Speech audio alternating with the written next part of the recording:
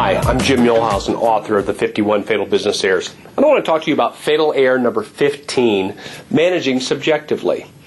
As a consultant, I frequently joke with my clients, I'm a rocket scientist on this side of the desk. On that side of the desk, I'm a moron. Business is much easier to run if it's not personal. That is, subjective. Now, before you yab at me, see error number 42. It's impossible to run your own business objectively. It's your business. It's very personal and very subjective to you. Your business is always going to be subjective to you, but you must learn to run it as objectively as possible. Ask yourself, if I hired the best person in the world to run this business, what would they do? Now, Andy Grove and Gordon Moore, who were the founders of Intel, asked themselves this very question in the early 1970s. Intel was a struggling memory chip company. It was doing okay, effectively slow growth, but prices were cutthroat, and it just really wasn't the business that Grove and Moore wanted it to be. So they asked themselves this question: if the best CEO in the entire world were running this company, what would he or she do? They decided that that person would exit the memory chip business, and that is exactly what they did. They refocused their company on higher margin items like CPUs and the chips that we're familiar with Intel having right now, and of course the rest is history. Effectively, they gutted their business model, changed it to a better one because that's what they felt a strong CEO would do. So they made themselves this strong CEO by doing what they thought someone who could be objective would do. So, how do you do the same thing? How do you be that objective CEO? Now, I'm not suggesting that you trash your core business. However, it is a safe bet that the best CEO in the world would not run the business in the exact same manner that you're currently doing, right? They could be objective about it. You're stuck being subjective with your kids' college tuition to pay and all of the subjective things that we bring into the managing of our business. Now, managing subjectively needs to be unlearned in favor of managing objectively.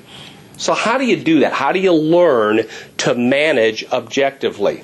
First, you have to learn to disregard your personal wants and needs. We all bring those to our business. I want Friday off. Well, that's subjective and it's personal. Well, I may make bad management decisions because of that. We need to learn to disregard those. Second, don't take anything personally.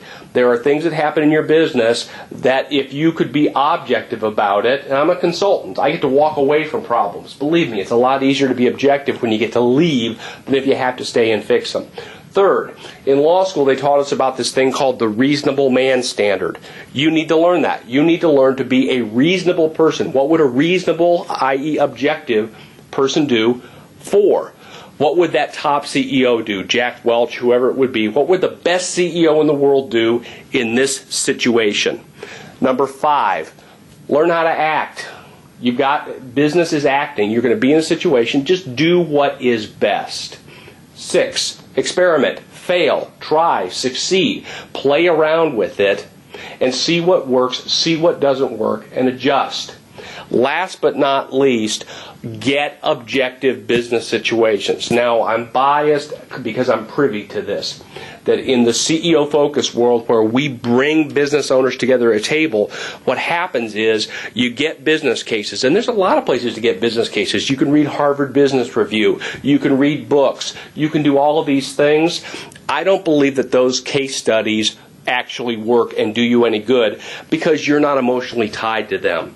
But when you sit at a table with another business owner that you care about and cares about you, his or her situation is very important to you, as is your own. And so when someone that you know, like, and trust and care about is sitting there working on a business issue, you're emotionally invested. And that makes you a little subjective, but still able to be objective. And this is where the real learning takes place, because you're saying to yourself, gosh, what would I do if I were this person? How would it be? And so you're a little subjective but a little objective. And what happens over time that I've seen it happen with me when I was in a group is you learn to think more objectively about subjective situations.